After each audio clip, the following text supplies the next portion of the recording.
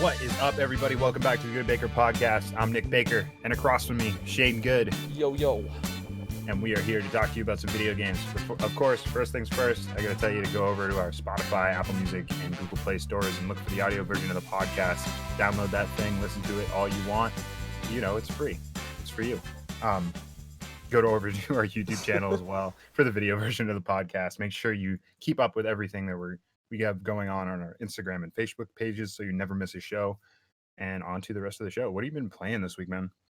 So I've just been playing a lot of League of Legends and Path of Exile. That's pretty much, Path of Exile drops. I play Path of Exile until I just hit the point where I get a little too bored, and then I go back to League of Legends.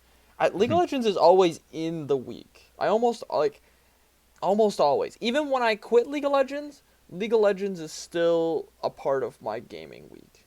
Yeah, you got to get your reps in. Well, you gotta stay practiced, dude.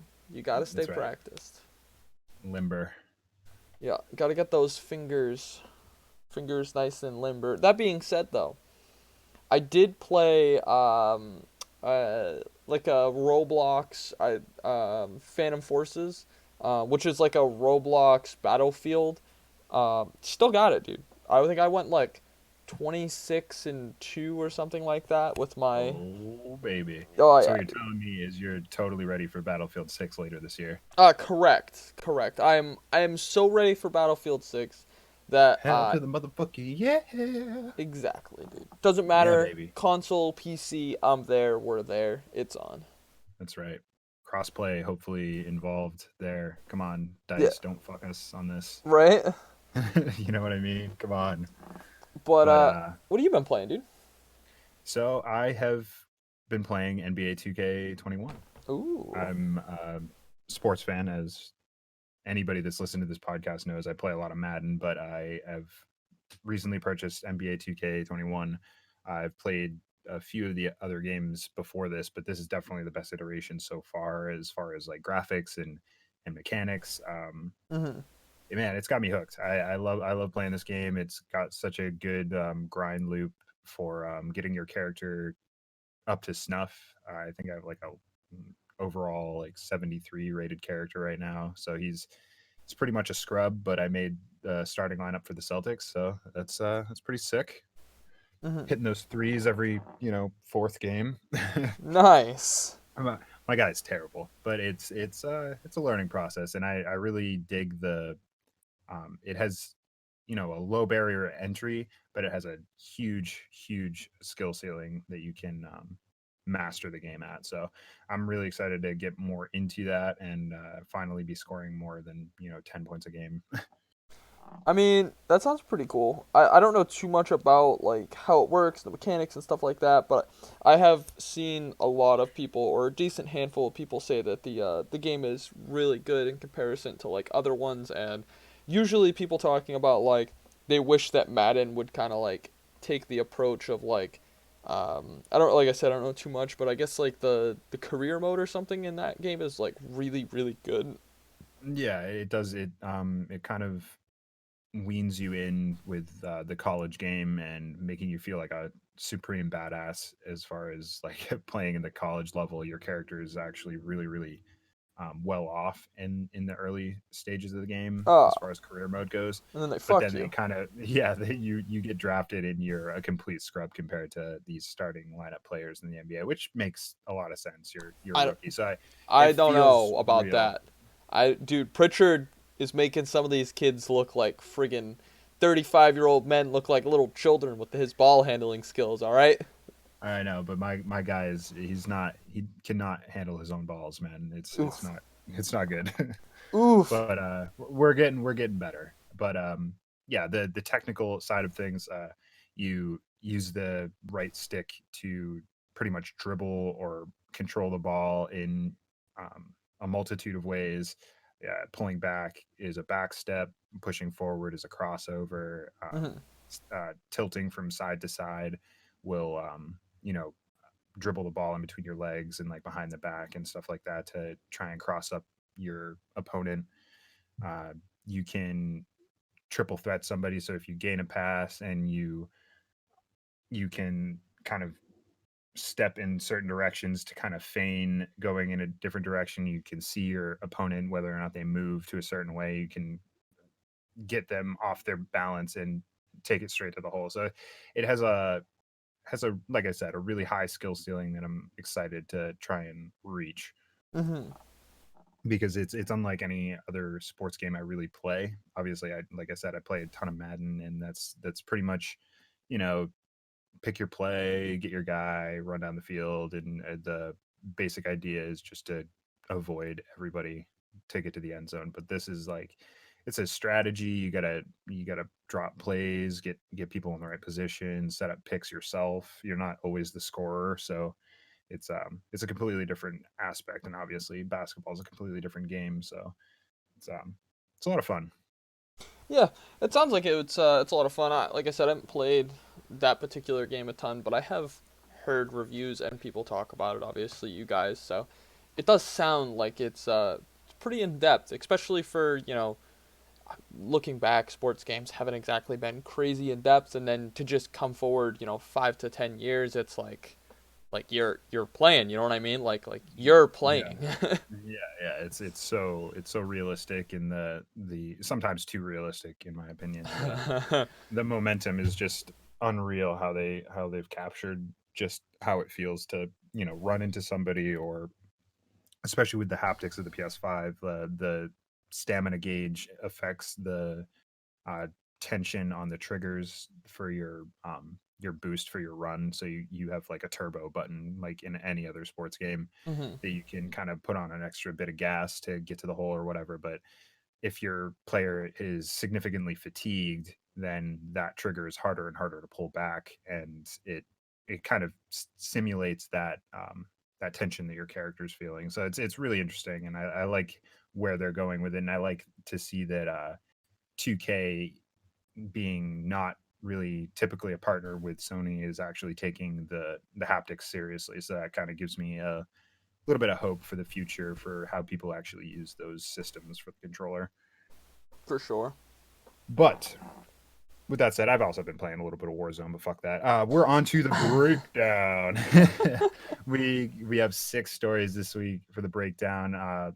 Not the least of which is the first one we'll be talking about. It's Resident Evil's live stream was last week, and they revealed quite a bit of stuff. We're not going to mention everything here, mostly just the game side of things. There was a few show announcements and trailers that they showed off, but we'll leave that for maybe another podcast. But Sure. the most exciting thing I think here was the announcement of the release date of Resident Evil Village, or Resident Evil 8 Village, which is going to be May 7th of this year. Hopefully it doesn't get pushed. It shouldn't. It's had a Fingers lot of time to crossed. cook. Yeah, ever since Cyberpunk, I'm just like broken inside. I mean, to be fair, they should have kept pushing Cyberpunk, and we did talk about that, but Oh yeah, we talked it to death. yeah, for It 2 years because of how many times they pushed it. But anyways, what were you saying? exactly. So uh, Resident Evil Village has a PS5 exclusive demo that they launched alongside this live stream, and it includes a brand new character that you're playing as named the Maiden. It takes you through a non-combat environmental design showpiece, and it just pretty much just shows you what the game's going to actually look like. The detail on environments is really, really crisp and deep. It's definitely flexing all of the next gen muscle that it can as far Hmm. as Resident Evil games go. That RE engine is just ridiculous. It looks so good. So yeah, I can't wait to actually download that and try give that a try. But I'm really psyched for Resident Evil Village. I'm gonna give Resident Evil 7 a try later on this month, I believe. But I'm gonna have a lot of other things to play this month, and we'll get into that later. But yeah, what do you think about Resident Evil Village, man? I know you're not like a typically a big Resident Evil guy, but first person, different perspective, same Yeah. perspective as 7, I guess. But like, they're bringing back some of the old characters as far as Chris Redfield and that storyline. So what do you think? So obviously, like anybody who's listened to the podcast or knows me in general knows that like you said, I don't play a ton of Resident Evil. That being said, I've seen what they've done with the games, and they've done a really good job with the graphics, especially with like I think technically the last one they came out with was the two remasters, and those looked amazing, played amazing. They were super smooth. Oh yeah. Um, Nothing but good reviews from everybody that I know who played it. So I mean, I don't know if I'll personally be getting into this. However, I'm excited to see what they're gonna do with it and just kind of like what they'll bring to the table. Cause just because they throw something at Resident Evil doesn't mean somebody else doesn't see it, and that inspires them to make something that I do consider playing more often. So a lot Fair of cool enough. connections. The second little tidbit on this first story was Resident Evil Reverse was announced as well. This is a multiplayer shooter spin-off of the Resident Evil franchise. Mm. You'll It'll pit you against your friends, obviously, in some sort of shooter combat scenario. But the basic details is it has like a cell shading look to it. It's a little bit more comic booky than the traditional Resident Evil games actually look. You'll play as the franchise's most iconic characters, like Chris Redfield and a slew of others.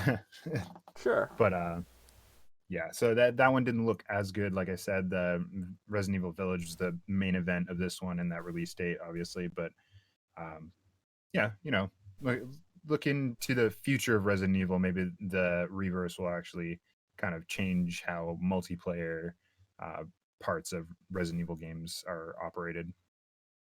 But Resident Evil out of the way, let's move on to our second story. This one is kind of disappointing in a lot of ways because just like we just Yeah. mentioned, Cyberpunk was a bit of a heartbreaker in some ways not, but in a lot of ways. The latest patch to Cyberpunk adds yet another game-breaking bug. According to IGN, update 1.1 added a bug in which, upon completion of a story mission down in the street with Goro Takamura, he is supposed to call you and trigger a mission's end, but instead he calls and doesn't speak, effectively locking the player out of the story and into that portion of the game entirely. So if you didn't have Oof. a save before that mission or before that phone call during that mission, then you're pretty much screwed. Which in this case, Cyberpunk does autosave very frequently, so I imagine a lot of people just had an autosave that they could bounce back to. But Yeah. in the rare case that doesn't happen, it's really got to suck in order to have to start your whole campaign over again. That's really not good at all. I mean, this is really interesting, and it just strikes me, just because like there's so many things going on in that game. There's so many mechanics. There's so many layers that you don't see in games like this, and I'm just so curious to know like what are the very very specific circumstances that create this bug that multiple people have achieved, but when they were testing this patch they didn't achieve.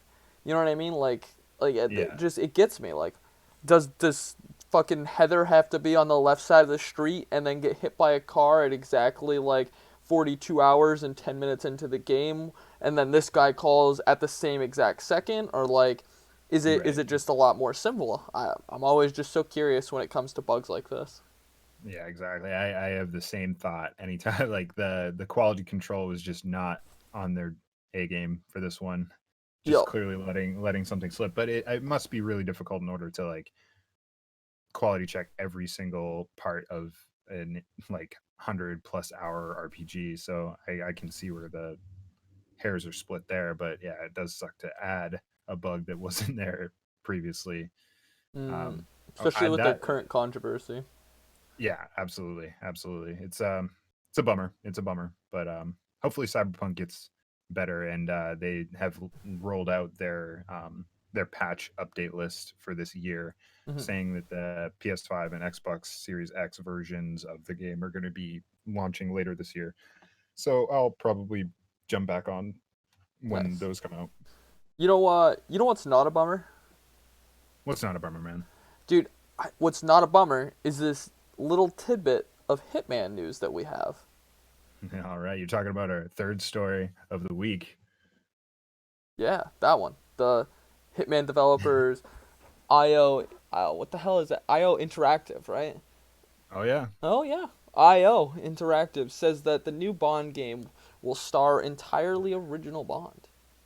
So Yeah, man. that's pretty cool. I actually, I mean, I'm excited to see what's gonna happen with it for sure. I really, really like the Hitman games. And a lot of like people that I watch and stuff like that have done like really funny shit in the Hitman games, and like they're always super, super entertaining. So I'm actually I like they're gonna bring, I'm sure, a lot of those mechanics over to it. So it'll be really interesting to see what they do with it. Yeah, I'm pumped to see like how creatively they get Bond to like kill all these different people. Like the Hitman games are always a showpiece for all kinds of different environmental catastrophes that happen during a mission. So like say you're going to kill the butler of this mansion and you have to get to the wine cellar or something like that. There's like all these different steps that you need to take. I can just see that translating so well to a Bond game. Hmm. Um, as far as a new Bond entirely, I imagine that they'll kind of just blend what we've seen in previous Bonds kind of together to make like the perfect game Bond. But um, I'm always excited to see more from James Bond. It's a really great film series. It has been historically a really good video game series as well. I loved GoldenEye like everybody did. I even dug some of the Pierce Brosnan um, what I consider like straight to DVD games. Yeah. um, those games that you don't ever really see or hear talked about, but like the just the licensed James Bond games like Die Another Day or something like that were always really fun to play through the campaign, and with all the gadgets, laser watches, and trip mines. It's really fun franchise to put into video game form. So I can't wait to see what IO does with it because they're so talented with their Hitman stuff. Hitman 3 came out this month, and that's something we really haven't talked about. But I'm actually pretty excited to see what people think of that. I might pick that up later on in the year if it has a sale or something like that. But Hmm. I yeah, really really cool story. For sure. The one thing that I really hope they do, and I don't think they will, because Bond is a spy, and the goal is to not be noticed usually when you're a spy. But in Hitman 2, there's like a 50 caliber gun that's like more like a 150 caliber gun, where when you shoot somebody, they fly like fucking 20 feet backwards. Oh, It's so funny. holy shit. Oh, it's fantastic. It's in one of the missions that you have to get it. It's in like a safe when you unlock it. And you have to like go through and kill four people like in a specific order, and you only have like a minute to do it in. It's actually a really tough mission. Um, that being said, it's also really funny once you get that gun, because you can take it anywheres and you can just like friggin' hand cannon people across like the river. Like you can hide bodies by hand cannoning them off of things as well. Yeah, That's amazing, dude. it's pretty great. Yeah, and like I can see them doing such a great job with like a vehicle chase scene or like trying to escape a certain place if you have been found out, like if Oh your yeah. cover's blown, like there's all kinds of these cinematic things that I think that they could do really really well at IO. So I'm pretty pumped for that. I can't wait to hear more and maybe even see a trailer later on this year. But until then, let's talk about our fourth story. THQ Nordic has finally revealed the release date for their long-awaited title Biomutant, and it's set to come out May 25th. So May is going to be a packed month for games Looks on like it. PC, PS4, and Xbox One. So they did say that there's not going to be next-gen versions of this game because it has been in development for a long time on the previous gen. Yeah. But I imagine that those PS4 and Xbox One versions are going to look even better on the next gen stuff and even better on PC. I mean, So I'm sure they'll. It always works out where when they have those games that were last gen and they release it and it looks good and it does well, give it a year, they'll remaster it. They'll put it on, they'll remaster it for that next gen console and give it that extra boost of graphical pleasureness. yeah, oh pleasureness, I like that. Ooh. Do you remember Biomutant at all? Not really. So Biomutant is you're like this furry little animal with a like Buster sword, and it's a 3D action platformer, I believe, is a good description of what you're doing. But it's also got a lot of RPG elements as well. Um, it looks really really cool. The world itself is consisted of a bunch of mutated animal hybrids, and it seems like it's going to be a really interesting world to get deep inside of. So we'll have to see more once it finally comes out in May. But yeah, I've been kind of keeping my eye on this one for a little while. Ever since THQ Nordic came back, they like bought up a ton of studios, and this was one of the first ones that actually had any news on their new title. And it has been in development for a really long time. I saw some gameplay for it a while ago in early alpha, but yeah, I can't wait to see what the final version looks like, because it did, like I said, looked really really fun. I So got you. I we only got have you. we only have to wait a little bit more for that one, but we're gonna have to wait an entirely different amount of time for this next one. Our fifth story is a quick one, and it's Lord of the Rings Gollum has been delayed until 2022. So that's an entire year out from its previous release date. I believe it was slated for sometime this summer, and so now it's indefinite 2022. I imagine that there's a lot of changes that are going to be made as far as like how Gollum looks. There was a lot of backlash on the fact that he doesn't look like he does from the movies, and the backlash back at that backlash was like, oh well, it's not, it's an adaptation, it's not actually based on the movies, and blah blah blah blah blah, this that and the other. So this Lord of the Rings game will have to wait a little bit longer for. um, I wasn't too excited for this one. I just saw this story. I thought it would be a good one to throw in here as just maybe a little bit of filler, but um, at the same time, I'm a big Lord of the Rings fan. I do like those movies. I love the games. First one that comes to mind was Shadow of Mordor, which I played recently. It's a really really solid Lord of the Rings game. So if they can even nail half of the tone that that game has, I think they'll do really well. It's going to be a completely different scope as far as what they're trying to do. They're going a very different like storytelling type route rather than like a heavy combat route. But Yeah, I mean, Lord of the Rings can go either way, and it just looks so good either way. So no, but that moves us on to our yeah, sixth and final. I was like, what? did I say four for Lord of the Rings or did I say five? But I don't I think I said a number. We're moving on to our sixth story of the week. This is going to be our last one. Obviously, the PS Plus games for this month are going to be Control Ultimate Edition, Destruction Ooh. All Stars, and Concrete Genie. All three games that I'm psyched to actually play. So I almost bought Control last month. Really glad I didn't. I didn't pull the old Borderlands mistake that I did before. Bought it like a week before it was free. That was pretty funny when you did that. I won't lie. It definitely taught me a lesson though. It taught me to wait until like the first of the month until these free games come out, so that I don't fuck up like that again. That's fair. And Xbox games with gold this month. There are five: Resident Evil 1, which is interesting; Dendara Trials of Fear Edition; Gears 5, which is a great title to get for free if you didn't have Game Pass already; Indiana Jones and the Emperor's Tomb, another odd pick; and Lost Planet 2, which is a solid game. I played that back a long time ago on PlayStation 3, I think, but it's again, like I said, really solid game. As far as Dendara, I don't really know much about that one. Never heard of Dendara, to be honest. No, so you, comment in the comments below if you know what the hell Dendara is. But that's going to be it for what we have for you this week. Like I said before at the beginning of the show, make sure you check us out on Spotify, Apple Music, Google Play stores for the audio version of the podcast. Check out our YouTube channel for our video version. Make sure you keep up with everything we got going on over on our Instagram and Facebook pages.